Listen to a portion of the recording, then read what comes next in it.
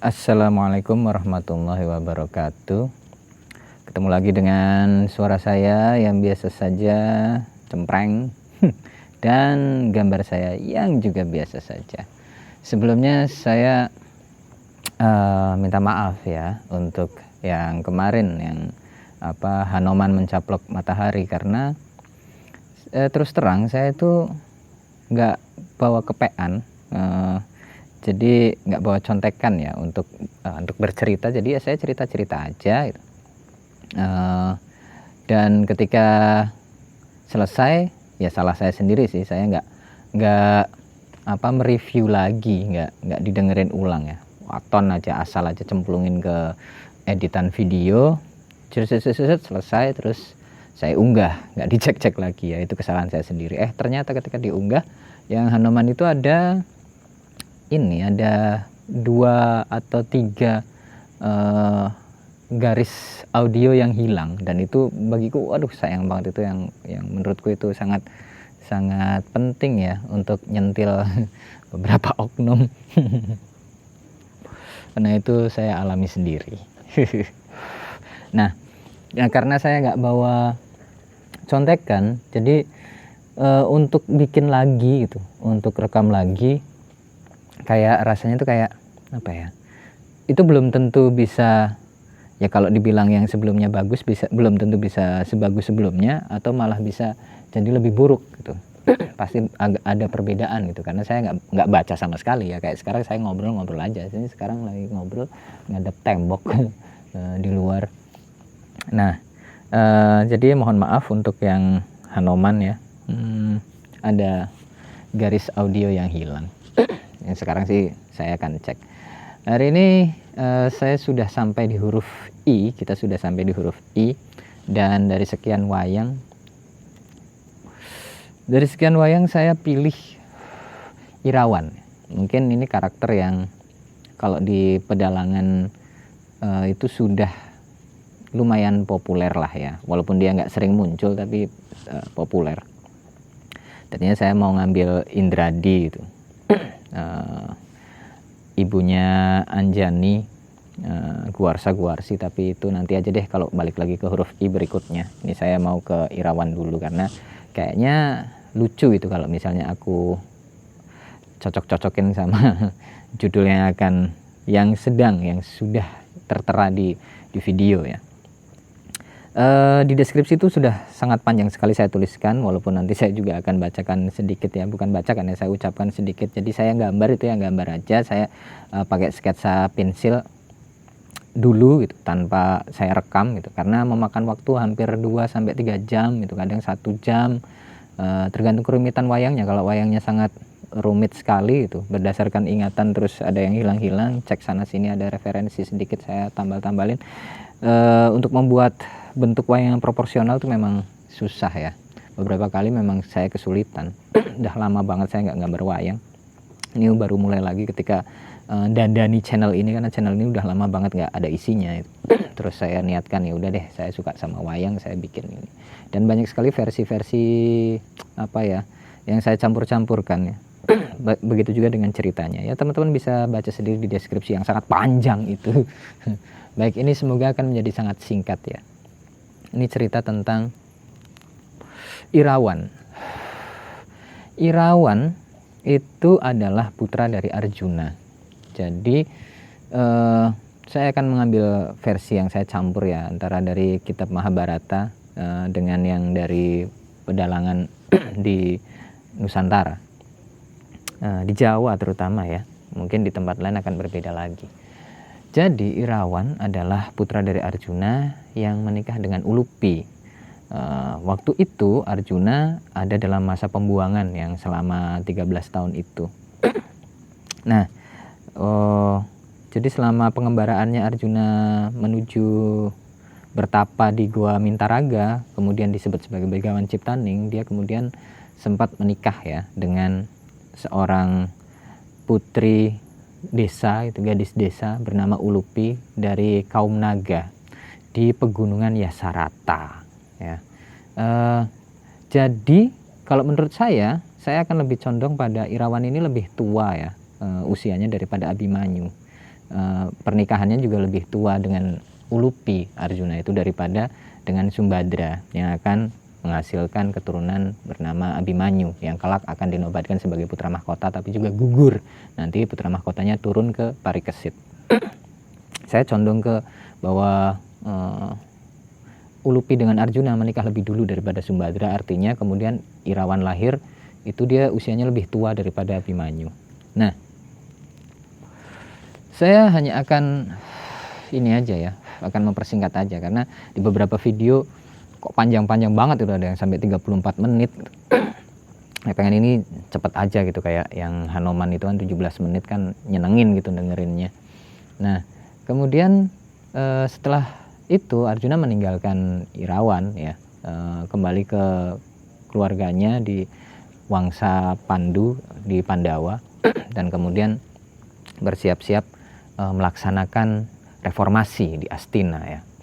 Nah, di dalam kediamannya ya Irawan tumbuh besar menjadi anak yang sangat tangkas ya, anak yang sangat hebat, pemberani, sama seperti ibunya. Di sana juga dia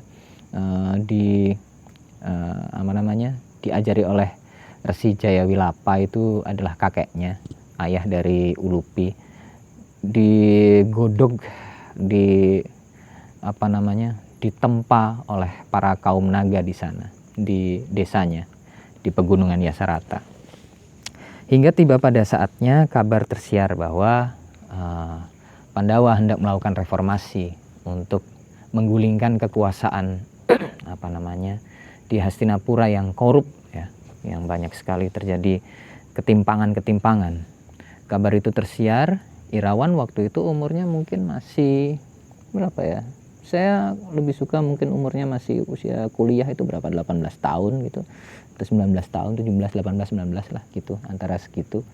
Irawan mendengar itu, kemudian Irawan minta izin kepada ibunya, karena dia juga mendengar bahwa Arjuna itu ya punya istri banyak, dan salah satunya adalah Sumbadra dan punya anak Abimanyu. Irawan kemudian kayak semacam jealous ya, dari kabar yang didengar bahwa Abimanyu lah yang kelak akan dinobatkan menjadi putra mahkota untuk menggantikan Yudhistira, menggantikan ketika gitu kekuasaan di Hastinapura bisa digulingkan, maka Abimanyu lah yang akan menjadi raja di sana, putra mahkotanya, setelah Yudhistira tentu saja.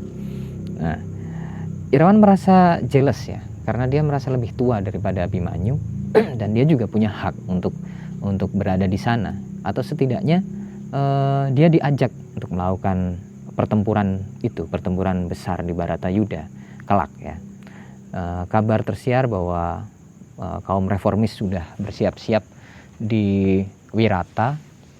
Di sana Irawan ingin sowan ke sana, ingin mengabdi ke sana, ingin menunjukkan bahwa saya juga harus dianggap sebagai putra dari Arjuna, bahwa saya juga keturunan dari Pandawa, saya harus ikut dalam reformasi itu, dalam gerakan reformasi itu, untuk berada dalam kaum reformis di sana. Tapi dilarang tentu saja hal itu, niatan itu, oleh ibunya dan juga oleh kakeknya. Mereka bilang gitu, dah tunggu aja di sini.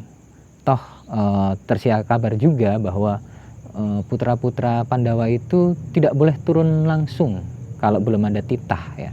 Jadi harus dikurung di sebuah tempat, tidak boleh keluar. Nggak boleh keluar. Karena begitu, konon katanya ramalannya adalah begitu ada yang keluar melanggar sumpah itu, melanggar aturan itu, kalau misalnya ada yang keluar dari tempat persembunyian itu, salah satu putra dari Pandawa keluar begitu saja dan terbunuh, maka semuanya akan terbunuh. Itu yang diramalkan ya, itu yang diramalkan. Jadi Ulupi juga mendapatkan kabar bahwa Irawan harus tetap berada di sana, tidak boleh turut campur di pertempuran Baratayuda kelak ya, gitu. Tapi Irawan tetap ngeyel ya, namanya juga anak muda gitu, darah muda masih menggelegar gitu, nggak bisa bu gitu, aku harus ikut membantu perjuangan orang tuaku dan saudara-saudaraku di sana. Ibu bisa berbohong ke aku bahwa dengan mitos-mitos itu bisa berbohong, tapi secara akal sehat itu nggak mungkin, ramalan itu nggak ada. Saya harus membantu, saya ingin menunjukkan kemampuanku yang selama ini saya tempa di sini, dan saya sudah memiliki darah kaum naga yang begitu pemberani gitu. Kenapa tidak dilakukan? sia-sia dong gitu apa yang selama ini saya pelajari itu ke ibunya. Ya tapi tetap ya ibunya, kakeknya juga melarang Irawan untuk pergi. Dan ya sudah bisa ditebak, Irawan menyelinap keluar dari rumahnya tanpa mendapatkan restu, tanpa meminta izin kepada Ulupi, bahkan tanpa melayangkan surat kepada Arjuna yang sekarang berada di Wirata gitu. Juga tanpa restu dari kakeknya, tanpa minta izin, pokoknya nggak ada yang tahu. Seluruh desa itu semuanya tertidur dan Irawan pergi. Saat kaum naga tertidur, Irawan melancong pergi. Dia nggak tahu itu Wirata di mana. Dia hanya tahu bahwa saya harus ikut dalam gerakan reformasi itu untuk menggulingkan kekuasaan korup di Hastinapura. Aku harus berjuang di sana. Dia pergi, dia cuma bawa bekal mungkin apa ya, lemper atau apa gitu, dan duit berapa ratus ribu gitu untuk beli jajan di jalan. Terus sudah pergi luntang lantung beberapa berhari-hari karena dia tidak menggunakan kuda ya, dia jalan kaki gitu. Kadang juga nanya itu Wirata di mana ke tukang becak gitu dan seterusnya.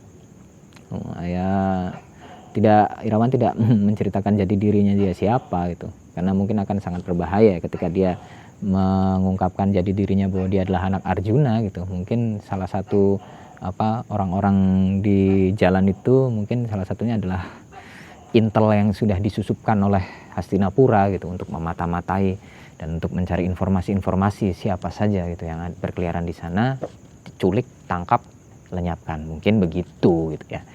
Akhirnya ya sudah, dia cuman tanya aja itu, kalau ditanya ada perlu apa ke Wirata gitu, saya mau jualan wayang, saya mau dongeng gitu aja. Terus ya dianterin, ditunjukin jalan dan seterusnya, hingga pada saatnya setelah berjalan beberapa hari dan hampir saja menuju ke Wirata, dia kemudian sampai di sebuah tempat yang kelak akan menjadi ajang atau wadah ya perang besar itu, mangkok perang besar itu, yaitu di Kurusetra. Di sana pada yang sangat luas yang siap-siap akan menampung banjir darah, nanah dan air mata. Sampai di sana dia bertemu dengan sekelompok pasukan ya, lengkap gitu. Dan Irawan agak geder gitu. Waduh, ini siapa ini? Ini pasukan dari mana ini? Jangan-jangan ini dari Hastinapura. Aku harus gimana nih? Banyak banget gitu katanya. Terus ya Irawan walaupun dia tahu bahwa dia bisa mungkin melawan mereka, tapi kan dia sendirian ya. Dia kalau sakti juga nggak sakti-sakti amat, dia sadar betul itu.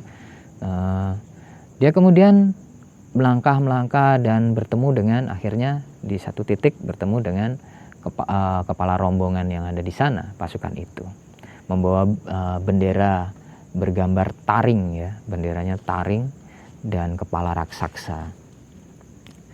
Bingung dek gitu, ditanya, kamu mau kemana? Kata kepala pasukan. Diam aja Irawan. Mau kemana? KTP mau liatin.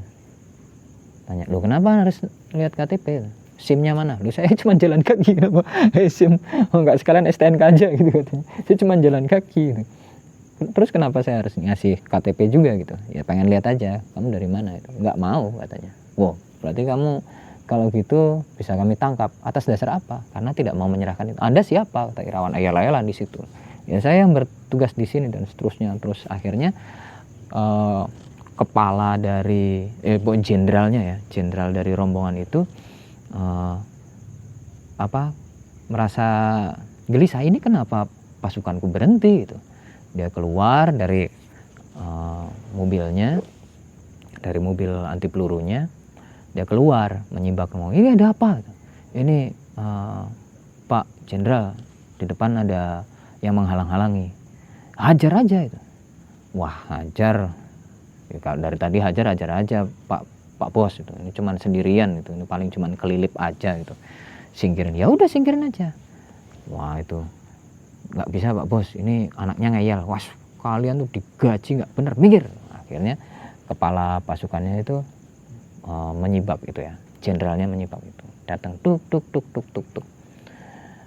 Itu badannya gede, kumisan gitu ya, rambutnya klimis, wah, sepatunya pantofel mengkilat, bawa keris ya, gede. Terus ditanya, ente siapa? Saya ya cuman lewat aja. Ngaku siapa? Lo situ siapa? Ketawa gitu pas itu. Ini bocah itu. Umurmu itu paling cuma berapa tahun gitu. Saya bertanya, kenapa Anda balik bertanya? Ya udah biasalah, lumrah di jalan itu, orang nanya balik nanya tuh rumah. Tambah ketawa lagi gitu si jenderalnya. Wah, keplek gini orang. Oke, gini. Saya jenderal dari pasukan ini. Mungkin kamu sudah bisa lihat tuh. Wah, itu adalah bendera dari Selo Mangleng. Nah, kaget itu, sek, Selo Mangleng gitu. Dia sempat mendengar ini ya, mendengar cerita dari ibunya dulu tentang bagaimana ternyata ayahnya Arjuna pernah mengalahkan pasukan Sela Mangleng dengan jenderal waktu itu, rajanya adalah Jata Gimbal, dan akhirnya Jata Gimbal tewas. Oh, ini pasukannya Sela Mangleng, kata Irawan. Iya, kenapa? Saya jenderalnya. Anda siapa? Bukannya raja dari Sela Mangleng itu udah gugur. Loh, kok kamu tahu? Ya jelas lah saya tahu. Jata Gimbal itu udah, Raja Jata Gimbal itu udah tewas. Wih, kok kamu tahu?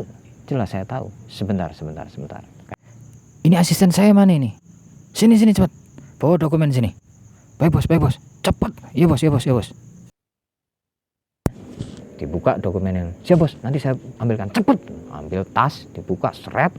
Pas dibuka dokumennya ada sebuah foto di situ. Daftar orang dalam pencarian gitu, yang bisa dihajar hidup atau mati. Ditangkap hidup atau mati. Dan wajahnya adalah wajah Arjuna yang ada di dokumen itu. Dan ada motor terantang lewat. Oke, saya lanjutkan. Nah, di dokumen itu adalah daftar orang yang lagi diburu oleh pasukan Suramangleng ya. Sela Mangleng. Adalah daftar itu, dan salah satunya adalah, yang utama adalah Arjuna, wajah Arjuna. Wih, ini nih Arjuna katanya. Nah, itu nuding.